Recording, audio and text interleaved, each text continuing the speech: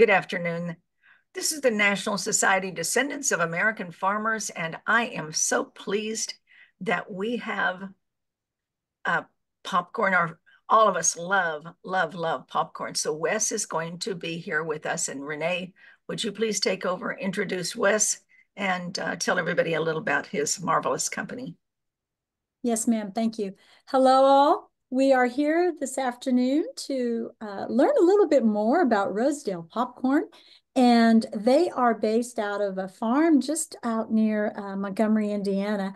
And Wes Wagler is here today to share with us information about his company and what they do. And as I was studying a little bit about them, this is truly a family farm business. And Wes, I don't want to steal the story behind your Tristan's kettle corn. I will leave that for you to share. But y'all, this is going to be a lot of fun. So sit back and get ready. And I wish I had popcorn because I'd be munching on that right now. So all right, it's all yours, Wes. Thanks. Okay, thank you. I'm not sure if it's as good as she said it, but I hope we can live up to the expectations. We do have a lot of fun doing what we do, and like all things, it's a vision in progress. So you kind of have to, as you go along, you kind of try to figure stuff out, and it's definitely been one of those journeys. I will share my screen. Is it okay to share my screen now, Susan? Yes, sir. The presentation.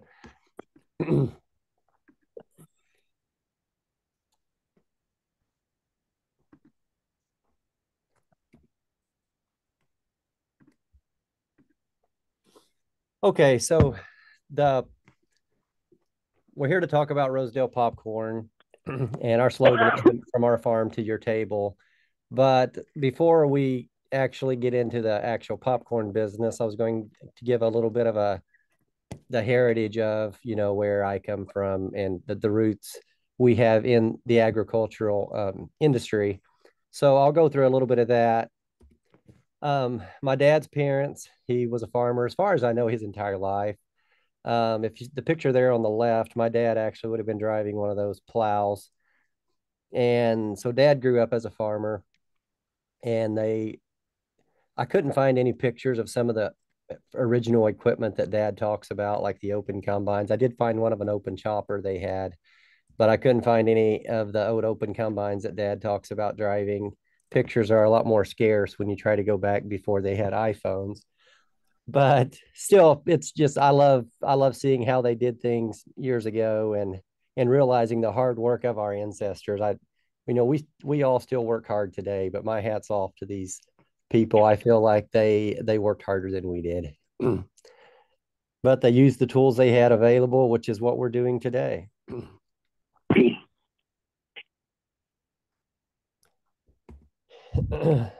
And my mom's parents were not directly involved in farming. They would have had a small amount of livestock. Their main occupation was a bakery. And mom would talk about milking cows before going to school. They hand milked their cows. So they had enough livestock to provide the basics for their family. And their bakery was a wholesale retail venture. And I remember as a kid going up there, it was one of my favorite places to go. And I don't know that my love for retail started there, but now that I am playing with retail, I think back to those days, and it just a lot of memories and a lot of things that I remember that were just the good old days. We all have those, a period of our life that we call the good old days. That was mine. And then Dale and Rose Wagler would be my parents. They started Rosedale Farms in 1976, which was a combination of mom and dad's name. And dad thought, Rose needed to be first, so it became Rosedale Farm. So that's where the Rosedale comes from. It's a combination of my parents' names.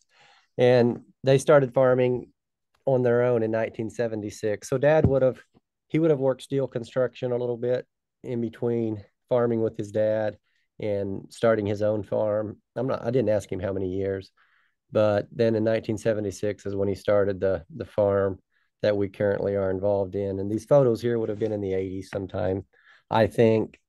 And again, photos are, I'd have loved to have had a few more photos, but they're kind of hard to come by. There was a lot of photos, but it takes a lot of time to go through to find what you're looking for. So yeah, that's kind of a rundown of my ancestors. And then this is me with my family. And so this is where I am currently in life. And so we enjoy farming. I have two brothers and dad that we're involved with together on the farm. And so we all farm together, and it's like all jobs. We love it, and there's definitely parts of it that it would be easier to do another job. But as a whole, it's a wonderful occupation, and we enjoy it a lot. And the kiddos love to ride with me and stuff, and the equipment. So that's always a lot of fun. And our current crops are soybeans, white corn, yellow corn, and obviously popcorn. So that kind of brings us to where Rosedale Popcorn began. And I'll tell you a little bit of a health story, not because I'm looking for your sympathy at all, but simply because it plays into the story. And that's how Rosedale Popcorn actually got started. In 2017, I was diagnosed with stage 4 lymphoma cancer. And probably one of the biggest hurdles that, I've had to stomach to get news like that. But God is good. It wasn't new to God. It was new to me, but God, he knew that I was going to face that at that time. But whenever we found out about it, it felt like a big obstacle. So anyways, we chose to get treatment at Mayo Clinic in Jacksonville, Florida. Well, the treatment I was on a 3-week cycle, and in between the outpatient 3-week treatment, I had a 3-week hospital stay. So there was only a few days in between my treatment. So it just wasn't feasible to travel back and forth. So we just moved to Jacksonville for 5 months while I received treatment. Anyway, so when we're in Jacksonville, I had enough to keep me busy with the bookwork and stuff for the farm, but I had a lot of free time. So in my free time, one time I was talking to my sister, just, thinking about things we could do. And so we were talking about it, and this, I'll go ahead and bring in Tristan at this point as well. In 2015, Tristan, my brother-in-law, passed away at the age of 32 from a heart condition. And he loved making kettle corn. And so it was just one of the memories we had of Tris was kettle corn. And I was talking to my sister one day when we were in Jacksonville, when I went twiddling my thumbs, I had time. And we were talking about different things, and we were like, hey, we should do something retail. And we were like, hey, Tris like kettle corn, and we'd love to have a memory of Tris. So why don't we do something with popcorn and do kettle corn and just see what happens? And so that's kind of where it all started. So I had time, so I started a little company down there. And there was a design, obviously, in Jacksonville. There's a plenty of design places to get any type of graphic work done. And my wife enjoys graphics as well. So she was very much involved with designing the bag and the logo and everything. So we worked with a company out of Jacksonville, and they helped us design the popcorn bag that you'll see here later. Some of you have seen it. And so I did that all from Jacksonville and figured out a lot of it down there before we came back to Indiana. And then in 2018, we moved back, the beginning of 2018, and then later in the summer of 2018, we went ahead and started getting the actual groundwork laid of our ideas that we had down there. And so, and just since I mentioned cancer, I am clear now, as far as I know. It did relapse in 2020, and I had to have a bone marrow transplant. And they thought it relapsed again in December, but my biopsy in January came back clear, and they said I'm good to go. So we're thankful for that, and we'll take a day at a time. But I'm healthy now, and I'll take each day that God gives me. Okay, Congratulations. so pardon? Congratulations. Thank you. Thank you. Okay, so I'll move on a little bit into the actual production process of the popcorn, and then I'll show you a little bit about the actual business of the popcorn. So this is planting. We plant the popcorn, and then the picture on the right, you can see we no-till, so that's why there's a cover crop weed in there. And you can see the little popcorn plants coming up through the wheat there. And there's as it's tasseling out, it's a beautiful crop. I love popcorn's my favorite crop, and it's thankfully the one I get to plant. So it's a fun crop to grow. And then there on the right, you can see the matured kernels of grain. And this is harvesting it. It's actually a video. I don't know if it'll play very well with you all. But this is the beginning, I guess, of the process of popping our popcorn. Oh my. And you'll notice I got a whole cab full of kiddos in there. So sometimes the cab gets pretty full.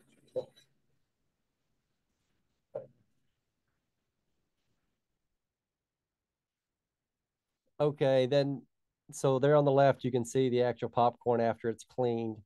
And the way we do the cleaning process, we contract grow it for a company, so we actually don't clean it ourselves now. They obviously clean all of our contract popcorn, and then when they're running popcorn through their facility that we grow, that's when I have them bag up some for us, and then we buy the clean popcorn back from them. It's our popcorn, but they clean it. And there's a 50-pound bag of it once it's cleaned and ready for us to start the process. Okay, so and a lot of this is I'm going back to Jacksonville again. So when we were talking about starting this little business, obviously you have to decide how much money are you going to th throw at something. And my vision for it was, one, it was a little side gig, and two, it I just wanted to make it so it would be attainable. I thought it'd be perfect to have a business model that's attainable for anyone to do. That that you can literally, if you're willing to save a little bit, you can do this and start a little business of whatever you're dreaming of. So anyway, so the first obstacle was bags. So I got to checking around about getting some bags because we just wanted a nice bag. And so, well, the minimum order quantity on most printed bags is like 50,000. And like, how, we're just starting up this little popcorn business. We don't need 50,000 bags right out of the gate because we just have no idea if it's going to work out or what it's going to turn into. And so I did a lot of research trying to figure out what can work. And we love the craft paper look anyways, or at least my wife and sister did, and I did as well, but I'm definitely not as much of a designer as they are.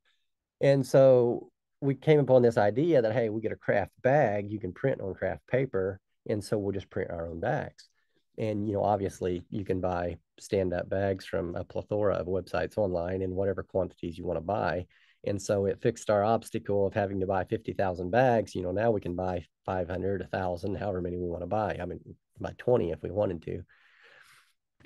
And so that's our current printing press, just common printers it does take a little bit of time. I would love to be able to print our bags a little faster, but it works. It's here at our house, and my wife prints bags and I print bags some too. And when we're just around here, so it all works out.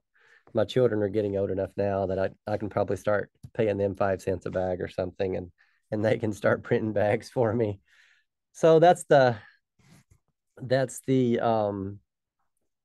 printing process of the popcorn. And then on the right, you can see the assembly, what we call the assembly line. And so our current production facility, when I'm talking small, we really are small. I'm not joking when I say small. It's a 9 by 8, it's a room 9 by 18 that we have certified just off of our house here, and it's certified with the state. And so they come and inspect it. But that's our assembly line that you're seeing there on the right. We pop it, and then we clean it, like, to get the unpopped kernels out of it we have a little grate thing that we take it over, and then we bag it up on a scales, and then the bag sealer there is on the end, and it puts food grade nitrogen in it to keep the freshness, the same thing they do for a bag of chips that you buy at the grocery store, which I wasn't aware of until I had to figure out how the first bag I did, it was kind of funny. I did this bag of popcorn, and I just had this little sealer that you just seal just stamp seal it. And I sealed this thing and it was just flat and squatty. And I'm like, okay, they're doing something else because this does not look like a bag of snacks that I buy at the grocery store. So I had to start researching to find out how this works, that you can get the bag to where it's not just crimped on the product and smashing it, and making it into something that you don't want to buy. So anyways, that's when I discovered that, another step of the process. And so that machine does that for us. And so that gets us to a bag of popcorn. And it felt really good to get to this point. It's kind of like harvest time. The fruits of your labor are priceless, really. And so it felt good to have an actual product, even though we're extremely low volume and just do, a little bit in the grand scheme of things, but it's satisfying, and it's enjoyable to have a product that we can basically take from the start um, to the finish. And the I have and I don't know if you can read it there on the right. That's the back of the bag. It has our story there on the right, which is not too much to mention. But what I like is mention is that the Tristan's part of it.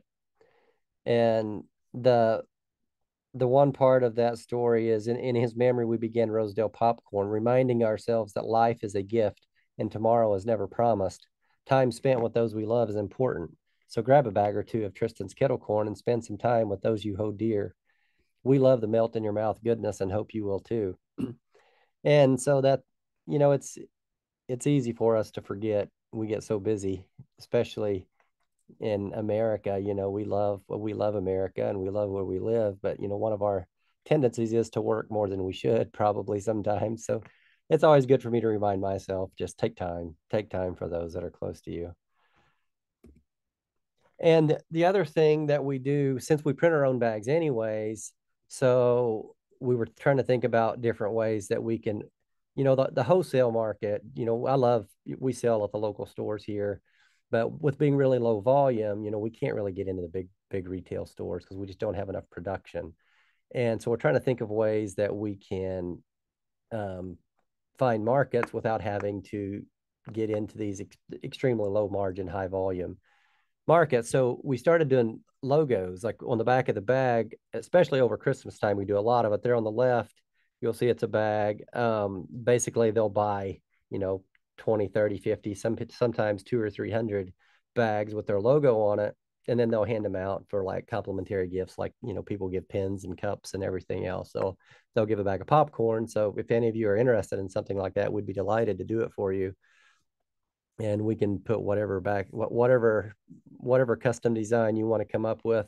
The bag on the right, it's a small bag that we do. That was actually for a baby shower for a couple. And it just says, thanks for popping by. Love, Baby Renner.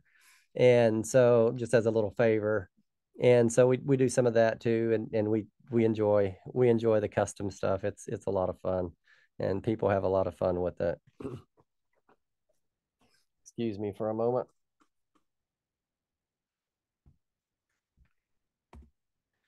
And that's our future flavors. We're kind of, our production is limited now, so we kind of decided until we upgrade our facility, we're just going to wait on these flavors. But we have Grant Paul's white cheddar, chicken and biscuits, which is my favorite personally. I'm a salty guy. I like the kettle corn. It's good, but it's not my go-to popcorn. I like the chicken and the biscuits my favorite. My next would be white cheddar. And my mom has a caramel corn that she makes that if you think you can't stop eating kettle corn, then try her caramel corn and you really can't stop eating it. And so that's the other three flavors we're hoping to get on the market. Who knows when, someday, hopefully sooner than later. But like all things, you have different things that happen in life and you don't get everything done that you wanted to get done, and that's okay. So it's just kind of, it'll come as it comes. And yeah, that we don't currently do this. I currently have a small cold press. We also grow soybeans, and the oil that we pop the popcorn in is soybean oil. So I want to produce as much of this stuff ourselves as we can, So I ordered a small cold press soybean press, and so hopefully it's supposed to be here already, but like we're all accustomed to now with production delays and everything, we don't have it yet. But we're going to start pressing our own soybeans that we grow, and then use that to pop our popcorn. And so hopefully in the future we'll be able to do that as well.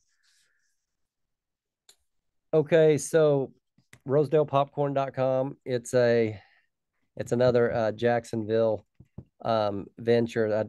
I did it the second time we were in Jacksonville. We had to move back there when I had my bone marrow transplant for another 5 months in 2020. So that's when I tinkered with more of the digital side. So it needs it needs to be updated, but it does enough for us for now. So rosedalepopcorn.com, if you want to, there's not a lot of information on there, but a little bit, but you can buy the popcorn there if you want to. And on custom logos, orders at rosedalepopcorn.com, or you can text or call me directly at 486-812-486-7818. And yeah, we'd be delighted to do any custom work for anyone if they'd Wes, like to do that. Wes, what kind of a popcorn machine do you use to pop your corn? Here, let me just back up here. It's this, you might not be able to see it if depending where your videos are on your here, let me, the people on your screen might be blocking it out. On our assembly line, if you see all the way at the front of it, do you see that pop? It's a Gold Meadow. It's a commercial popper. It's what a movie theater. If you went in the back of a movie theater, I think it's probably what you would find. But a lot of popcorn production facilities would use this same type of machine, just about a size or two bigger, and they would just have a whole row of them dumping onto belts. But yeah, so it's a Gold Meadow. It's a Gold Meadow 48-ounce commercial popper. I When have they're had, popping, like there's the four ladies, I help some too. If they can't, if my nieces help a lot, so if they and they usually have to do it after school because they're still in school. So if they can't find enough people, they need about 4 to 5 people to run the assembly line, and they can pop about 120 bags an hour. So I mean, they can kick out a lot of popcorn. We started out popping 25 bags in, about 3 or 4 hours. And so they've definitely tweaked the system, and they can produce quite a bit out of their little corner. Go I ahead. Any have, more questions? I have tried your popcorn. It's phenomenal. And Amy Brown, you're the one who got me hooked on their popcorn. Yeah, no, I hope people like it. The credit goes back to Tristan, I think. And like I said, kettle corn wasn't my go-to popcorn, but I could always eat his kettle corn. Like it was different. And so that's that's what we like about it, because it is a little bit different than a lot of kettle corn. And it's not, well, one, it doesn't have near as much sugar in it, which if I eat too much sugar, it just sets heavy on my stomach personally. But so yeah, that's the objective. And we want a popcorn that's not too holy. And I can't guarantee that. Popcorn is a crop that you grow in the field. So year to year it might vary. But we like to use a popcorn that doesn't have too much hole in it, because they kind of get in the way. But that's our objective. I'm not saying we'll always be able to attain it, but that definitely is our objective.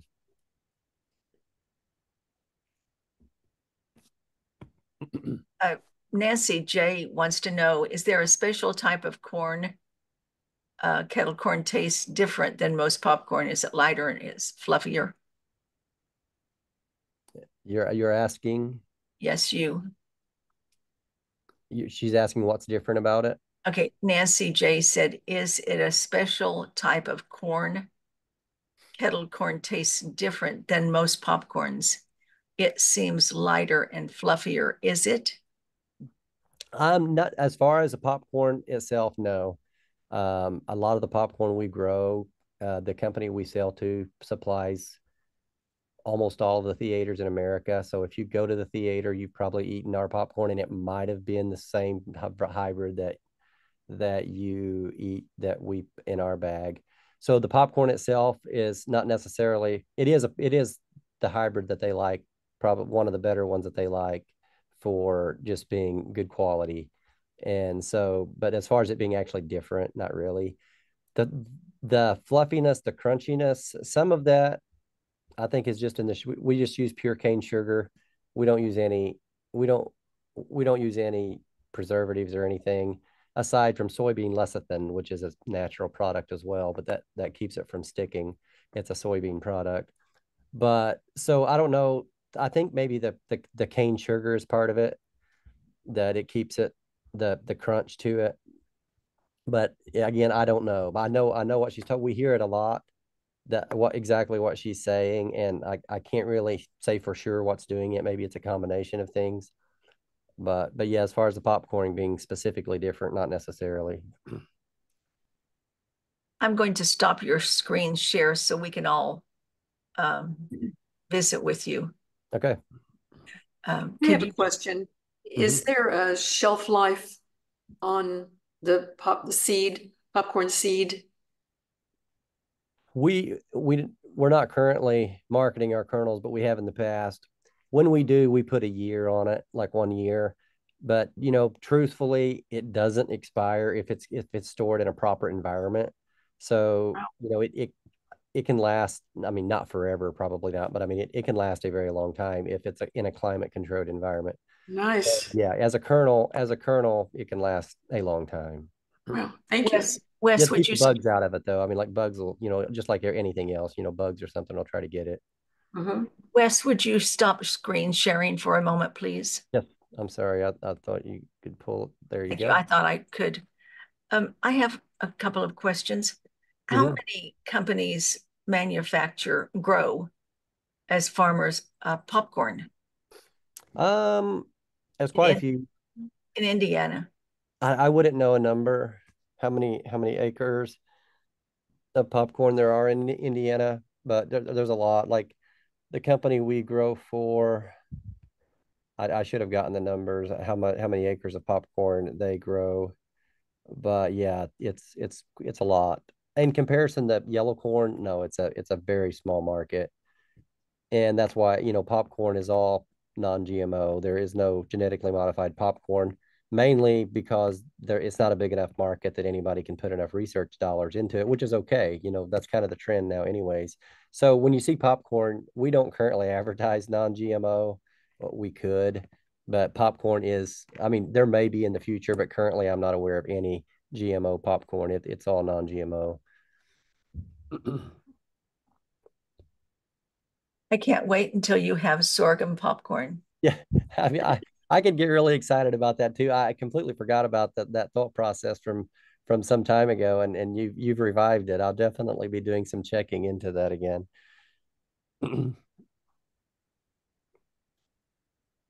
Well, I'm placing an order right now. I know quite a few of you have done that. Uh, That's what I was going to say. People are popping on the chat telling us that they're buying some popcorn. So Wes, you're probably going to get a surge of orders. My phone, yep. Thanks, Peter Hawkins. Yeah. That's Yeah. awesome. Cynthia, thank We you. have a few people too that are saying that they're I born don't know how who are in if it Montgomery. yeah, if it's out of stock, they're pop. We're running really low on stock. They're popping Monday, so hopefully, and as if you notice on the website, it says if it's out of stock, check back in a while, and it'll be back in stock hopefully. So yeah. How is the kernels that you use for this different from the regular corn that farmers around me may grow? Okay, what was that again? I'm sorry, I didn't follow your question. How is the kernels that you use to produce the popcorn different than the kernels that local farmers around me might grow? Okay, yeah, just regular corn. Yeah. They're maybe a third of the size, probably. Okay. They're about the size of a soybean, actually. Like they're very similar in size to a soybean. If you go to the grocery store and like Walmart has whole kernels of corn, you can see that's exactly what it looks like whenever we're harvesting it. But yeah, it's probably a third.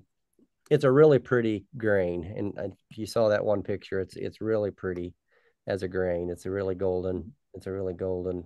It's a hard kernel, so it stays intact really well, and stays a good quality. Even right out of the combine, you could put it in a popcorn popper. I mean, it's really it shells out really nicely. Wes, I've never tried popping popcorn with the soybean oil. Mhm. Can you tell me? I mean, I've tried coconut oil besides vegetable oil, but could you tell me the difference and the positive benefits of using soybean oil? Well, and now that you mention it, that we have talked about it, we think that might Mhm. be part of our secret sauce, and we don't know it, is the Oh, okay. soybean oil. We think Okay. that might be what's giving it some of the crunch, is the soybean oil because of some of its characteristics. It depends where you can find anything Mhm. from anyone. But I like to think it's a healthier oil than some. I'm not here saying it's the healthiest oil. I do not know. Mhm. And there's actually what we're wanting to do. It's called high oleic soybean oil. We're not currently using it. We're growing some this year. And so my dad's a real taster, and Mhm. we pop some with high oleic soybean oil, and he said it's significantly better than what we're currently doing, and it's strictly the oil that's different. So the oil does play a big factor in the popcorn. If that's what does it, I don't know, but yeah, we do Mhm. like the soybean oil as Okay. far as how it pops in the popcorn. As you continue to grow and maybe expand your soybean crop, do you think that would be a product you might sell in the future? I would that's part of our plan. Yes, but Okay, great. I would like to. I mean, we'll produce it for ourselves, obviously, but I, I'd like to retail the excess, obviously, as soybean oil.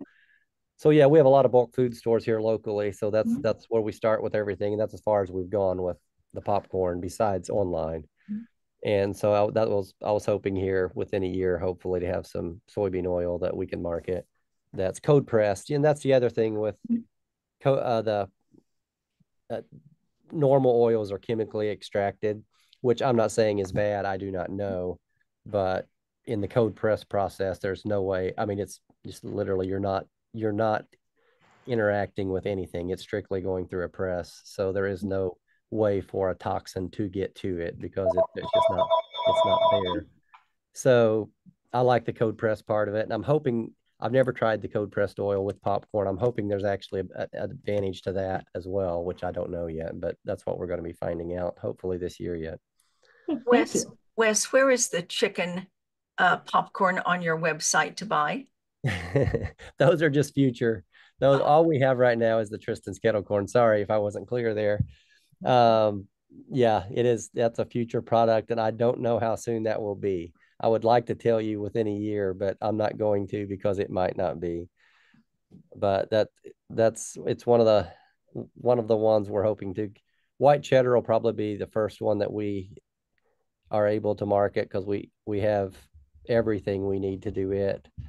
The the others we have the bags designed, but we're still tweaking the recipes, and even the white cheddar, it's not quite where we want, but some people tell us we're too picky, so we have a plenty of taste testers that we just give out free bags to, and they tell us it's ready for market, but we're not quite ready for it. We think it needs to be tweaked a little bit yet.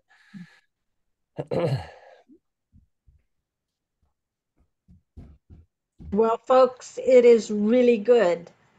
If you want to buy some kettle corn, Looks we like a give it. lot of them have, Amy. Thank you for this suggestion. And Everyone, Amy, I just ordered some. Oh, good. Well, we have a couple little boys across the street that help us bring our garbage bins in and things, and we give them to them and we give them to people, and we eat them. Really good. Thank you all. It's been a pleasure, and hopefully it can be a benefit to someone that if you have a vision for something, go for it. Thank you, Wes. Thank you, Wes. Wes, we will be mailing you a certificate of appreciation for doing our Zoom for us. We thank you so much. And Renee, I'll let you finish it. Looks like it just sold out. Really? that is awesome. Look at that. Oh, that's really great, everyone. I love that support. Yep. Thank you. Wes, this was wonderful. This is one of our largest groups that have popped in here today. How'd you like my little segue on that? And we have thoroughly enjoyed this time with you. Thank you so much. And if there are no other questions from anyone, then I just want to say best of health, best of wishes to you and your family. And thank you for what you're doing. Okay. Well, thank you. Thank you for the wishes, and I wish all of you the same. All right. Thank you. Thank you. Appreciate you.